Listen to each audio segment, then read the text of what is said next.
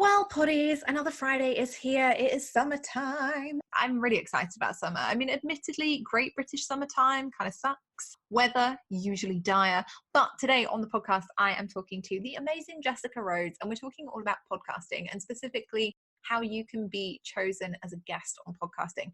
Now, I'm really excited about this episode because, there are multiple reasons. I get to talk about podcasting, which I love.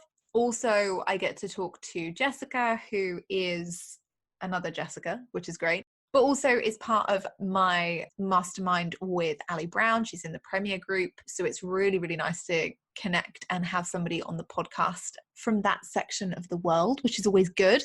And she is giving some amazing tips on how you can be an effective guest on podcasts, whether you decide to use an agency or whether you decide to go it alone and pitch like a pro. So it's a really, really interesting episode for me. And I think one of the things that I often come up against with podcasting pitching is that people don't really care about their pitches anymore. And there's not a lot of thought that tends to go into them. So when Jess approached me and said, hey, I would love you to come on our podcast and talk about sales, I was like, oh, well, actually, I would love for you to come on the podcast and talk about pitching and actually what the podcast space looks like at the moment and what that looks like for not only, getting onto podcasts and pitching to podcasts and stuff, but actually the lead generation, audience building side of it. And that's something that their company does incredibly well.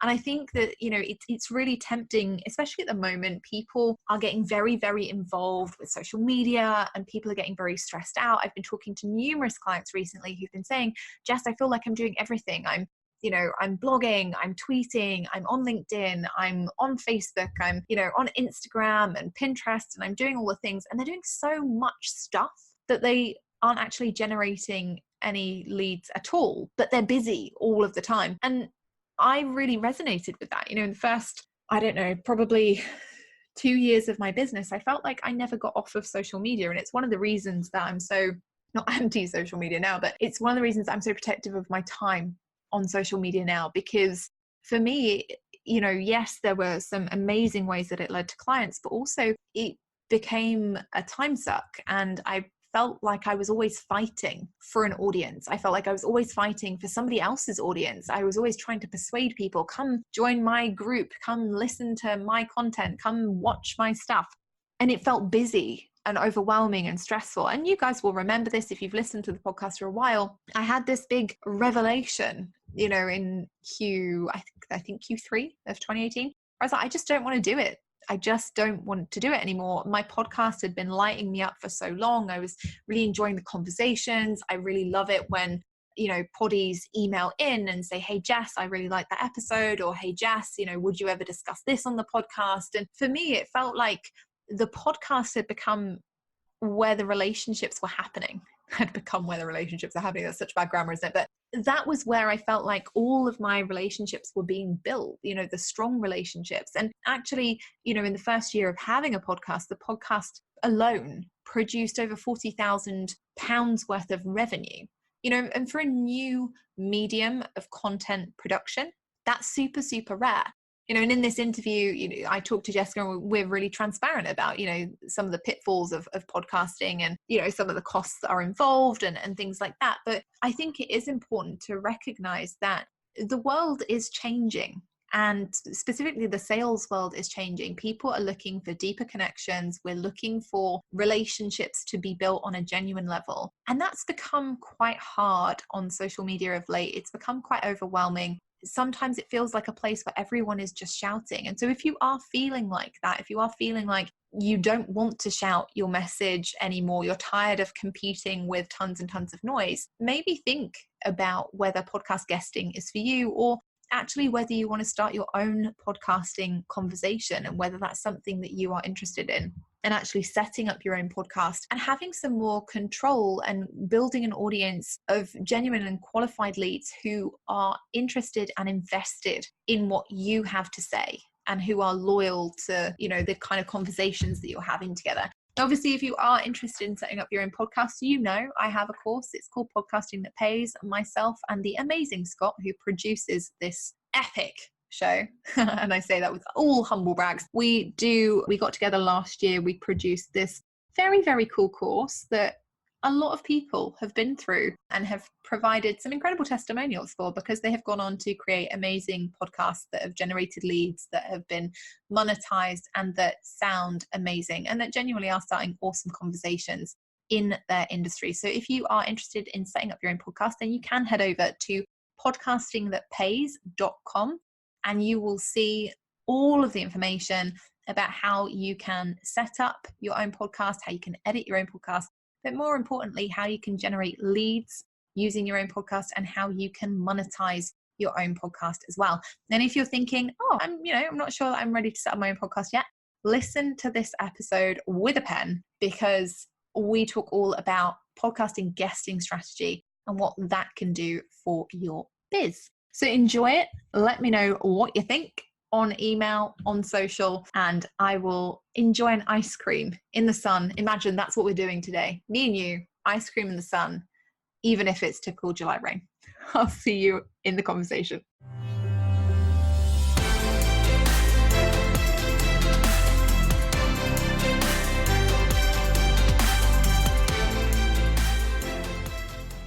Okay, poddies, how exciting is this? Not one, but two Jessicas on the podcast today. Jessica, I'm so excited to have you here. Welcome to the show. Thank you so much, Jess. It's always so weird. So you guys did not get the behind the scenes of this. Like behind the scenes, I'm like, okay, so are you a Jess or a Jessica? Because I find that being called Jessica, everybody asks, what are you? What do you want to be called? And I'm not sure whether other people get that quite as much. My boyfriend's name is Sam, and nobody ever says to him, are you a Sam or a Samuel? They're just like, oh, cool, you're a Sam. But every Jessica I know gets the question, oh, what are you? Are you a Jess or a Jessica? So I'm excited. Yeah. And for the benefit of everybody who, is listening and doesn't recognize my voice, I will be the Jess in this conversation. And the lovely Jessica Rhodes has come in to talk to us about podcasting, which, we all know and love. So that is very exciting. I'm so excited to have you here on the show. And, for everybody who doesn't know or hasn't, listened to the intro in great detail, you run a phenomenal company in collaboration with your business partner, Margie, called Interview Connections. And it's so funny because I was actually on Voxer to a really good friend of mine today. And she said, I'm thinking about guesting on more podcasts, and do you think it is worth paying for a service like Interview Connections? And I said to her, it's so funny that you've asked me that, because Jessica Rhodes is on my podcast today and I'm going to be recording this episode. So for everyone who doesn't know Interview Connections that well, can you tell us a little bit about the company? What is the ethos behind it? Well, that is awesome that you are just having that conversation, and I also love Voxer. So yeah, we are the first and leading podcast booking agency. And again, right offline, we were talking just about how much the podcasting industry has grown and how many more people are listening to podcasts every year and starting podcasts. And when I started my business, Interview Connections, in 2013, there was no other company in the marketplace offering podcast booking as a service. And so it's so funny to see that it's just a regular part of conversation. Like, should I hire someone or should I do it myself? Because when I started the business, everyone was just, if they got interviewed, it was because they just got an interview organically or somebody asked them. They weren't actively seeking out podcast interview opportunities.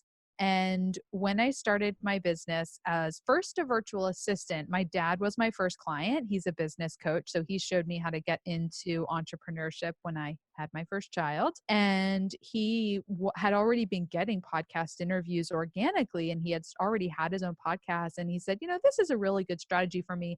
How about you get me booked on more shows? And so that's how I got started, is I started proactively pitching him to podcasters as a guest expert. And actually, one of the first hosts that I pitched was John Lee Dumas, who I know you just had Kate Erickson on the podcast. Yeah. So having a relationship with John and Kate early on was amazing, because obviously Entrepreneurs on Fire was in the early days back in 2013. They were getting ready to launch Podcasters Paradise. So a partnership with them really helped Interview Connections explode in the early years. And that's the thing, isn't it? It's so interesting, because and we were saying this before we hit record, podcasting has changed over the last few years. We're seeing this huge expanse in different podcasts launching and things happening. And so it's become a visibility strategy for people. They're like, I want to get on more podcasts, but nobody ever has the time to book themselves on. It's really hard to write personalized pitches to everything. And that's the thing that I really love about Interview Connections. And when I've heard other things about you guys, it's that personal approach that wins more business. And that's very similar to sales. The more personal you get, or the more personal it can feel, the process can feel, the better the conversion will be. And I think that's so interesting. Absolutely. Podcasting is an interesting medium because of how much community there is with podcasters, and also how passionate and creative podcasters are with their show. So if you, for example, want to get on a more traditional media outlet, TV, print, radio, stuff like that, there's just much bigger organizations that you would be pitching, reporters, journalists, like working with larger PR agencies and stuff like that. But podcasts are independently produced media. So when you're pitching, you're reaching out directly to the host, who is most likely the owner of that show. And so it just requires so much more of a personal touch, I find, than with other forms of publicity and media. And so it's, how it's all about who you know. In podcasting, it's all about who knows you. So if you can get a personal introduction to that host, that's amazing. And, working with an agency like ours, we've been around for 6 years. So many hosts know who we are. So when we pitch our clients, they have that instant in because they know us. So now they know, our clients. But a lot of times when hosts get pitched from people directly that they don't know, there's just not as much trust there. And it's just so similar to sales. It's 7 times more expensive to close a new client than someone that comes by referral. Well, just think about that. If you're pitching a host you don't know, they don't know you, it's going to be so much harder than having an agent who knows that host pitch you. Yeah, 100%. And the interesting thing I think about agency versus direct pitching is that if we get pitched by an agency for somebody on the podcast, we kind of assume that the agency will have prepped that person to be a good interviewee. And, I talk about this quite often in my private communities. There are some people that I've interviewed for the podcast where we haven't ever been able to air the episodes because they have not been great at being interviewed. They haven't been prepared. They're not confident perhaps. And, I think having an agency pitch, we usually take some guarantee or some kind of trust factor into the fact that that person is investing in wanting to be on podcast. Therefore, they've been prepped fully. They are proactively choosing this. This is a medium that they enjoy. Generally, they have their own podcast, so they know they want an agency to help them because it's, like you say, they have that relationship, because it's easier, because they don't have to do the work themselves. And so I do find that, you get really, really good quality guests through agency pitching. Yeah, absolutely. I mean, we don't sign up any clients that we don't talk to first. There's no buy button on my website. Everyone comes through and has a call with me or our manager first to have that conversation. A lot of our clients, even, we have one client who's going to be starting in July because she's spending the month of June really getting clear on her message and what topics she wants to talk about and what stories she wants the listeners to come away with. And so I think that is a big key to having success with podcast interviews and guest appearances, is being really clear about what your brand is and what your message is. So that way, when you actually appear on the podcast, you're setting yourself up for success. If you're not clear about your target audience, you're not clear about how you want to position yourself. And when you go on podcasts without that clarity, it's hard to get results. And so we just build that into our service. We spend a whole month of discovery with our clients before we start pitching them. So if a client comes and they're not quite sure, we have a discovery call. We create their one sheet.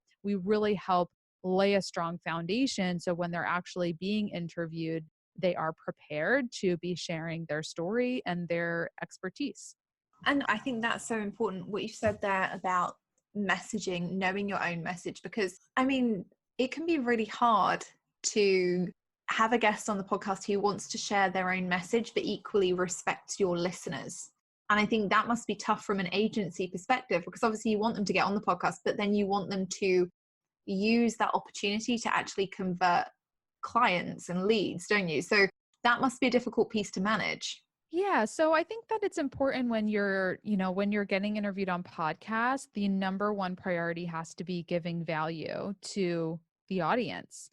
And so that's one thing that we teach our clients is that this is 100% podcasting is an amazing strategy to leverage if you want to build your brand awareness, get new clients, sell more of your product, your books, what have you. It's absolutely going to do that. However, your number one priority has to be delivering value to the audiences that you're speaking to. Yeah. Because when you deliver massive value without the expectation that those listeners are going to buy, that's really when you're going to have success. You have to kind of make a touch with someone multiple times before they actually become a client and reach out and want to work with you. So, really, just having that priority to go on shows and give a lot of value, I think, is the key. So, it's a tough balance if you're trying to balance it, but that's why I say just focus on giving value without having too much of an expectation of sales in return.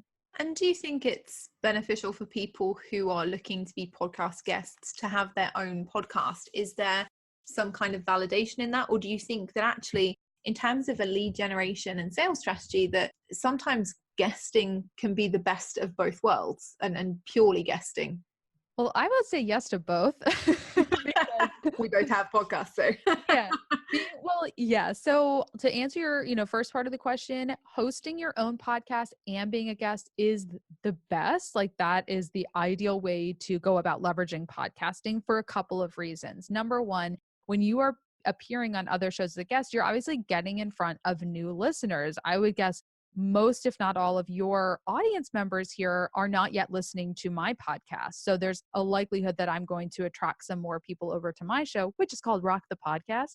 So you're getting in front of new listeners. The benefit of obviously hosting your own show is you're speaking to the same people each and every time you put out an episode. So you're really kind of deepening your relationship with the people that are following you. So it's best to have both. The other benefit of having your own podcast, in addition to guesting on shows, is when you are a guest on shows, if that host that has you on is a good connection for you, it's a perfect opportunity to invite them onto your podcast. Because when you can have that two-way, they interview you, you interview them, you are going to stay top of mind. Because, Jessica, you probably do several interviews a month. I am sure many of your guests are very awesome and memorable, but we're all busy. We're talking to so many people.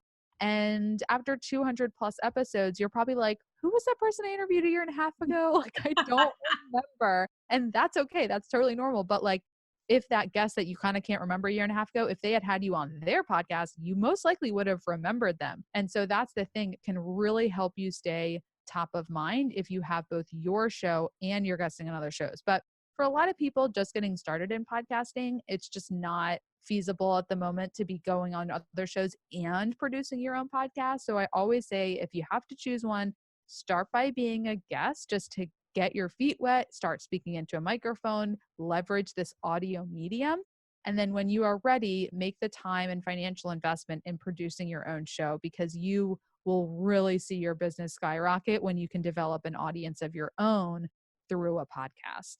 And this is the thing, because I think, for me, it's so interesting. Everyone's jumping on the next big thing at the moment, and we've had this over the last 5 years. We've seen Snapchat be touted as the next big thing. And then, everyone got really excited over Instagram, and then YouTube was, back up for a while. And then we had like the Facebook Live crowd and the Periscope and everything. But I think a lot of people don't realize a podcast audience might be slower to build, but they're way more loyal. That's what I found over the last couple of years, is that, my podcasting audience are super loyal. They email me all the time, and we have, great conversations on the podcast, off the podcast. And I look at other mediums, that have kind of made their way through social media, and they do well for a while, and then they kind of flake out. And that for me is really interesting, because, you're saying your business has been going for 6 years. That's a long time. Like, I don't know anybody who, I don't know, when did Periscope come out? Like 3 or 4 years ago? There's not really anybody teaching that anymore. There's nobody saying, oh, let's go and get you some Periscope interviews. It's not the same, and I think what we have to start doing as business owners is looking at, where do you actually want to build your audience? And more importantly, what kind of audience do you want to build? Do you want to build people who are temporary, who are going to churn through your sales processes, who are going to buy one thing and then leave and whatever? Or do you want to build those longer lasting relationships? And that does impact, I think, the platform that you choose to market on in the first place. Absolutely. Yeah. I just really want to echo that point that you made that podcast listeners, it tends to take a longer period of time to develop an audience with a podcast. But those listeners do prove to be so much more loyal and engaged than other mediums. And also keep in mind that other mediums, your blog, videos, social media, they all do play together. So someone will find your podcast and then they'll start following you on social media. They all work together. So it's obviously not just choosing one. But I remember, I started my podcast in 2014. So I started my business, then I got my own podcast going a year later. And it was probably a solid year or more, probably a year and a half before I had a client who I had a sales call with her. And how did you hear about us? Oh, I listened to your most recent podcast episode. She bought a $5,000 package with interview connections. And I was like, well, that just paid for the podcast for several years. So, but it took a year and a half for me to make that sale that made the whole thing worth it. So, and we've had several since then, but it does take a long time. So that's why I always recommend if someone's thinking about podcasting or they're thinking about making this investment, I mean, the time investment and then the financial investment and having a producer and having people help you with show notes and graphics and all that, you want to be at a point in your business where you are comfortable making a long-term investment that may not result in new sales right away. Because the first while of your business, while you're working your way to six figures, you're most likely in cash flow mode. You need every marketing and advertising investment to like bring in new business immediately, unless you've got like a ton of capital that you're putting in when you first start. Once you hit that like six figure, you're in the low six figures, that's where you should have some extra cash flow to be in making long-term investments. I feel like that's the perfect time to start podcasting, is because you've got that extra cash flow and this is really going to propel you into that $500,000 high six figure point in your business. I really like that. And I think that's a really interesting point because people don't often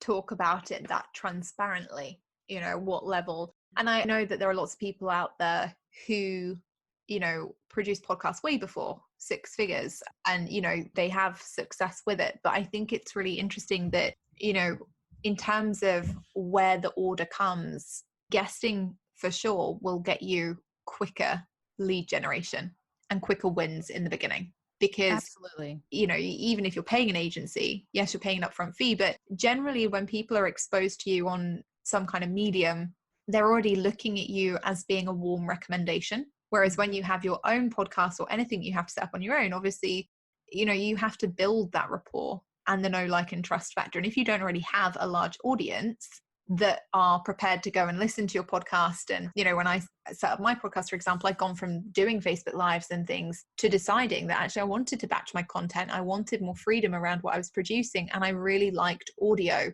as a medium. And so for me, I already had an audience that I could bring over and could educate and say, hey, look, I want to do podcasting now. And I'd love it if you came and followed. But if you don't already have that, maybe it's not even just about the six figures piece. It's about that audience build. If you want a quick audience build, you want people to be following you immediately, buying from you immediately, then guesting is the way forward. Yeah, absolutely. And so the other thing that I wanted to touch on, just talking about knowing that podcasting is a long-term strategy.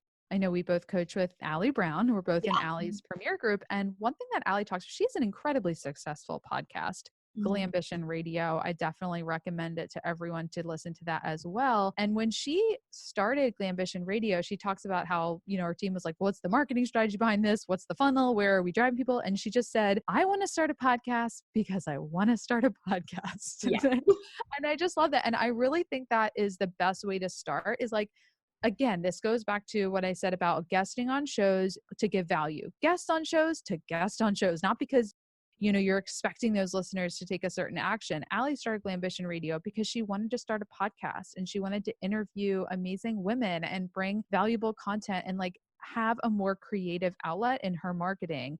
And it has turned into either the top or one of the top lead generation sources in her business. I mean, I became a client of hers because of the podcast. I listened to the podcast and I'm like, I really want to work with her. I know she's gotten a ton of clients from the podcast. So it does work, but it is a strategy that I think that you really have to want to do it. It has to be a creative outlet. That's what's really going to help you, have success with it. Yeah, I 100% agree. And I think there are definitely two things there. The first thing is the content quality has to be good. And I believe that with a podcast, you have to have almost arguably better content than you would with a video or a written medium, because you can't include anything else other than your voice. You don't get emojis or GIFs or fancy video editing. You've got to have good quality content that keeps people interested for a length of time.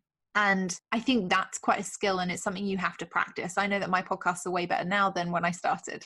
Mm-hmm. And that is, you change over time. And I think the other thing that podcasts are really great for, I love that you mentioned Ali's podcast, and I love that you talked about the mastermind, because again, that's where I found her premier group, was through her podcast. And because I listened to it for, I don't know, maybe a year and a half, 2 years beforehand. Yep. And when I was ready, I was like, well, I know who I want to go and spend my time with and my money with, because it turns out that, she's changed all of this stuff in my business just by having these conversations in my ears at the gym every couple of weeks. Mm-hmm. And that was, that's a really big thing. But I think, one of the things that you and I both know about working with Ali is that it's a serious investment. Mm-hmm. It's not a small investment by any means. And I think podcasting is a great platform actually for premium sales and selling premium products and services, because actually you do develop a deeper relationship and you do that quicker. And so when your people who are listening to your podcast or who hear you as a guest on other people's podcasts, when they're listening to you, they are more prepared to invest at a higher level.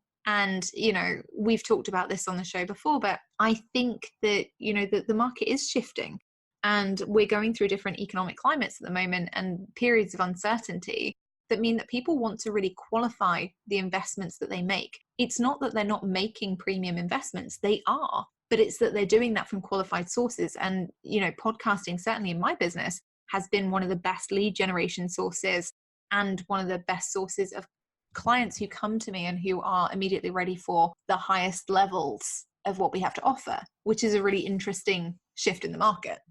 Yeah, absolutely. I think that's a point to really, really emphasize, is the clients, the leads you get from your podcast and from people who hear you as a guest are so quality. One example I just thought of is a client who's invested over 20 grand in our services. He's bought 2 different packages now. He came to our initial, sales call, the first call we had together, and he had said, I've listened to every single episode of your podcast. And I was like, when did you find it? He had just found it recently, because I run a lot and I've listened to every single episode. That was honestly the easiest sales call I've ever had, because I could really just say, great, so you've heard me talk about all of this already on my podcast. I recently appeared on Glambition Radio, and I've gotten a ton of leads from that podcast, people who heard me be interviewed by Ali, and I shared a lot about my business on that show. And so instead of going through this whole introductory call with someone who just found me on Google, I could say, great, so you've already heard me share a lot of this on the podcast. Like, they come so warmed up and ready to buy. And so just remember that not every listener is going to be reaching out. A lot of people go into podcasting expecting that they're going to get these huge spikes, which you might. There are certain shows that definitely bring you big spikes in traffic and leads and stuff like that. But just think about yourself. I mean, you're a podcast listener. If you're listening to this, you're listening to a podcast. I would bet money on the fact that you're listening to this through a mobile device. You're in the car, you're at the gym, you're walking around your house doing laundry. And just think about how many times you've heard a podcast episode and immediately went and emailed the guest. It may has happened a couple times, but most likely it hasn't happened a lot, because it all comes down to timing. You reach out to a guest you hear or to a host you're listening to when you are ready to work with them. So that's why it's super important to be consistent with your podcasting, because listeners are not always going to be ready right when you are in their ear. You have to stay consistent, appear on multiple podcasts a month for months at a time. So when they are ready, you are there waiting for them. I really love that. And I think, that is so important it's so important to say to people, I think podcasting and guesting without a strategy, like anything, it doesn't work, but when you have somebody who knows the industry, and especially when you hire like Interview Connections or something to get you on more podcasts, you're getting people who know what that host likes, but more importantly, what does that audience like? and are you listening to that? And if you're delivering the value, and if you're hanging out with people when they are at the gym, doing the laundry, in the car, taking the kids on the school run, you're catching them at a way more intimate time of day. You're catching them when nobody else is, because to watch a video, you have to make time. Whereas with audio, it's a different kind of relationship. It is much deeper. It is much more intimate. And you do find that those people, they do just want to reach out and continue that conversation. And like you say, they're so much warmer. There's so much warmer to it. Yeah. And I feel like this is a perfect time to give some tips around calls to action, because I find that this is the biggest pitfall for people. Like, I'll do trainings like this or interviews, and then the people say like, well, I've done interviews, I've done this, and it hasn't worked. And usually it's because there's either no call to action, or the call to action is super confusing and hard to remember. So just to remember, as a listener, you are most likely listening with your mobile device, not in front of a computer. So maybe let's just say you're on a podcast, you're hosting your own show, and there's a listener in that audience that wants to reach out to you. You have to make it as easy as possible for them to know how to contact you and to remember how to contact you, because it's not going to be usually at that moment that they reach out. So a confused mind says no. That's so, so true. One big mistake people make in their calls to action is they give like 3 or 4 different ways. Like, I'm on LinkedIn, I'm on Instagram, and here's my website. If you want to email me, this is my email. Like, they'll give this whole list of ways people can contact them, and people listen to that and say, wait, what? Like, okay. You want to give that one easy to remember way. A lot of people prefer landing pages with a free lead magnet. If that works for you, if you want to get people onto a specific email list so you can nurture them, do that. Give a URL that's easy to remember. I like to give my website because everything they need is right there. It's easy to remember. If you want to send, like, you catch my drift. Like, you want to give one clear, easy to remember call to action that has listeners taking the action you want them to take after hearing an interview with you. I really like that. And I think it's so funny because, again, like, we're 200 episodes in and we've had a fair few guests in that time, now over 100 officially. And we've had some interviews where the guest has been amazing. And then the call to action at the end, we've said, where can people find you? And they've literally gone on like 15, 20-minute diatribes about, oh, you can come here. And we've just edited it out, and we've literally just edited it so that the bit they say is, this is our website. And you don't want that. Ultimately, you do want your podcast to convert, especially if you're investing the time and energy into going and being a guest and delivering value. You want them to convert. You want people to be able to hear you pitch succinctly, but that's the whole point. It's got to be concise, it's got to be relevant, and it's got to be memorable. I really, really like that. I think one of my favorites is when guests create a landing page that's like, www.jessicalorimer.com/smart-leader-sell, or the name of the podcast. I think that's great because it makes it easy for your audience or the host's audience to go and find. And it means that you've put some kind of effort in to actually engage with that podcast and give some extra value. Absolutely. And when you have a specific landing page, for a lot of entrepreneurs, like, really like to track as much data as possible in a world like podcasting where data is lacking, I think, because you don't know the download stats of the shows you're appearing on because it's not public information.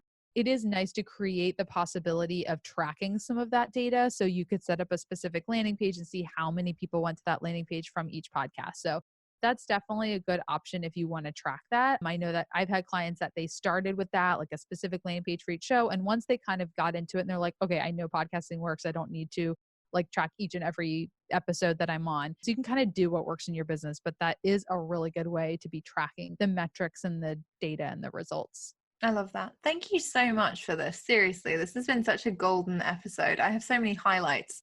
And I'm now, going to bug my team and be like, podcasting, like, where are we getting on? I might have to get somebody to give you and Margie a call. So yeah, I would love to talk to you. I will be there. We'll be the 2 Jessas taking on the world. So where can people find you? Where can they learn more about Interview Connections? And what can you do for them when they get in touch? Yeah, so interviewconnections.com. That's our website. That's where you can go. Everything you need to know is there. Whether if you're not quite ready for an investment like this, go to interviewconnections.com and check out the blog and the resources. And if you are ready, just fill out the contact form on our website and we can hop on a call and see if it's a good time to work together. So yeah, interviewconnections.com.